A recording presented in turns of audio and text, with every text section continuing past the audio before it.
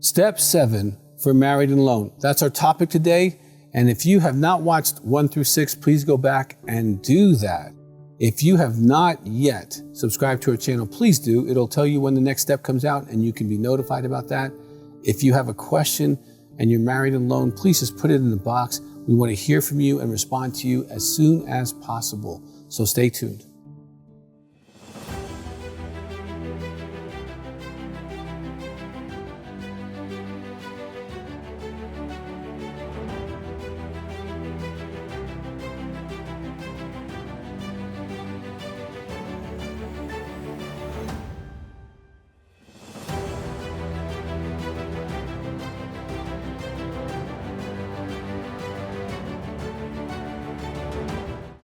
Step 7 for married and alone.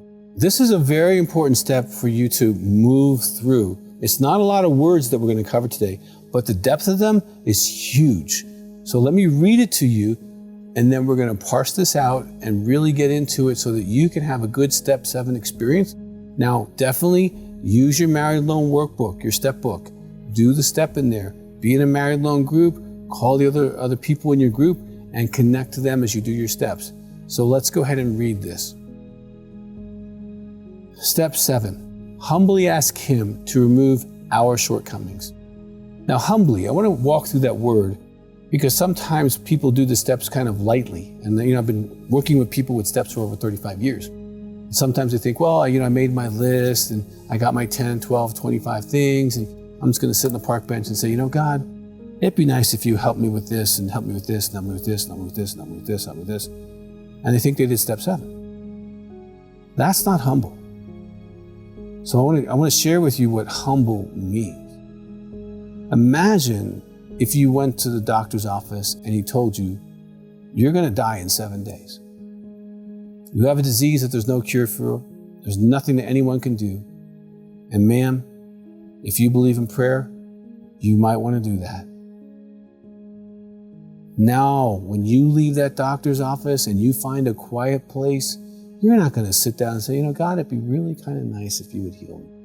You're going to cry out. You're going to engage. You're going to pull the throne room down to where you are and say, God, I need to be healed. I need an answer. I need a solution. Send it to me. Heal me. I have to be well.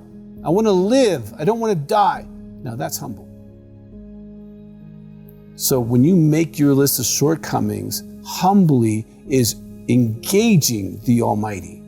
It is getting in the presence as a daughter or a son of God and saying, I need you, Father. I need you now to get rid of these things. They're killing me. They're killing the people I love. I don't want them to show up in my kids' lives. Please, God.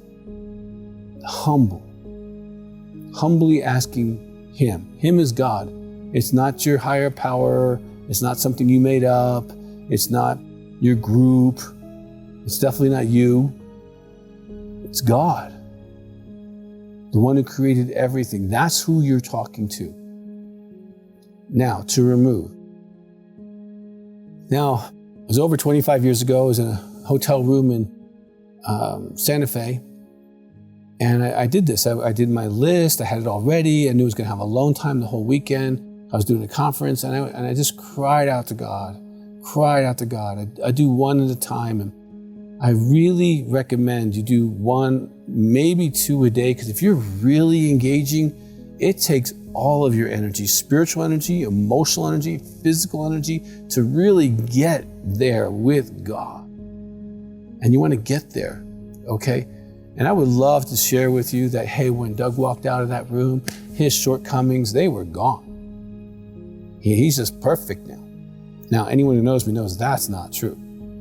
I still have shortcomings. They're still being worked on, but I'm still willing to have them be worked on. That's what Step 7 does to you. Step 7 helps you be willing to work on the shortcomings, willing to own them, willing to have them removed. Now, as a recovery person, you can engage the process. You can make some goals. You can make some phone accountability, set some consequences if you need to.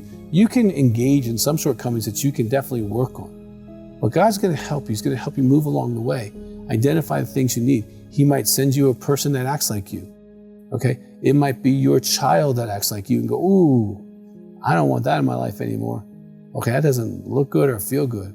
It might be a friend, it might be a sponsor, a counselor, it might be someone in your support group.